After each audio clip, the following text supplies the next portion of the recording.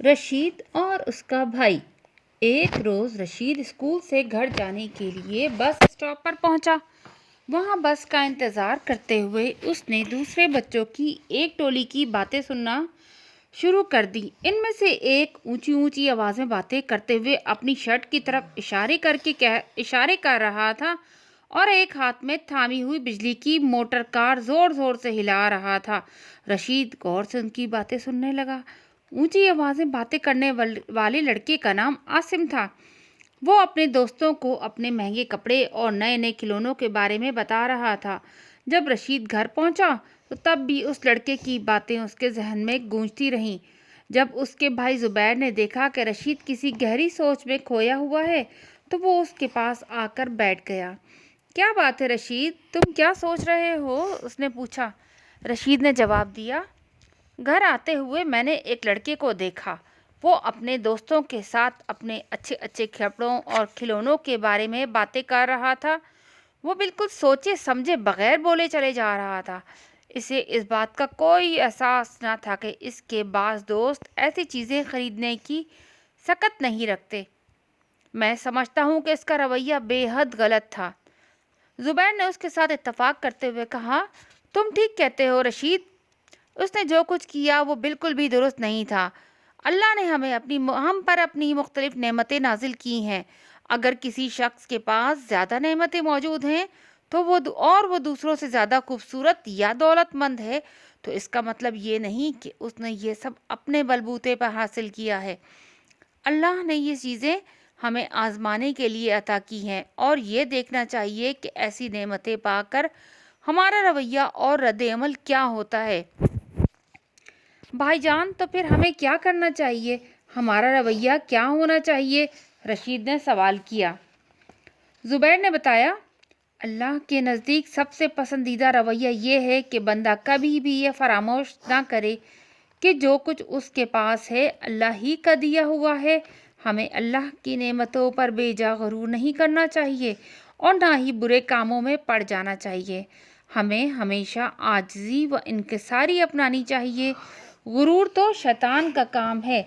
تمہیں وہ آیت تو یاد ہوگی جو ہم نے کل پڑھی تھی، وہ بھی اسی بارے میں تھی۔ اللہ ہمیں بتاتا ہے، یہ سب اس لیے ہے کہ تم ایسی چیزوں پر دکھ نہ کرنے لگو یا ایسی چیزوں پر غرور نہ کرنے لگو جو تمہیں عطا کی گئی ہیں۔ اللہ غرور اور شیخی بازی کو پسند نہیں کرتا۔ رشید نے اس بات میں سر ہلایا، لہٰذا ہمیں اللہ کی نعمتوں پر اترانا نہیں چاہیے اور بری عادتیں نہیں اپنانی چاہیے، اور جب کوئی چیز کھو جائے تو ہمیں پریشان یا اداس نہیں ہونا چاہیے۔ یہی بات ہے نا بھائی جان؟ زبیر مسکرایا، بالکل درست۔ اللہ سب چیزوں کا مالک ہے۔ وہ اپنی مرضی کے مطابق ہمیں بہت سی نعمتیں عطا کرتا ہے۔ وہ نعمتیں خواہ زیادہ ہوں یا کم، وہ سب اس دنیا کی آزمائشوں کا حصہ ہیں۔ رشید کے ذہن میں ایک بات آئی جو اس نے فوراً اپنے بھائی سے پوچھ لی۔ ایک آیت میں اللہ تعالیٰ فرماتے ہیں، اس مال پر للچائی ہوئی نظر مت ڈالو جو ہم نے تم میں سے بعض کو عطا کیا ہے تاکہ ہم انہیں آزما سکیں۔ تمہارے اللہ کا دیا ہوا بہتر اور دیر تک باقی رہنے والا ہے۔ اللہ نے جو کچھ کیا وہ غلط عاصم نے جو کچھ کیا وہ غلط تھا، لیکن کیا یہ بھی غلط تھا؟ لیکن یہ بھی غلط نہیں تھا کہ اس کے دوست اس کی باتوں کے روب میں آ رہے تھے اور ایسی حرکتیں کر رہے تھے جو اللہ کو پسند نہیں۔ اگرچہ ہمارے کپڑے دکھانا، گھر اور سواری ہمیں اللہ نے عطا کی ہیں، مگر ان پر غرور کرنے لگ جانا اس کی ناراضگی کا باعث بنتا ہے۔ ٹھیک ہے نا؟ زبیر نے ایک لمحے سوچ کر جواب دیا، یہی بات ہے۔ اس آیت کی تشریح کرنے کا یہ ایک اچھا انداز ہے۔ اس کی مثال کے طور پر میں تمہیں قرآن پاک کی ایک کہانی سناتا ہوں۔ قرآن میں اللہ دو آدمیوں کی کہانی بیان کرتا ہے۔ ان میں سے ایک کے پاس دو باغ تھے۔ اللہ نے دونوں باغوں کو کھجوروں اور دیگر پھلوں سے بھر رکھا تھا۔ جب وقت آیا تو دونوں باغوں کے پھل پک کر تیار ہو جاتے ہیں۔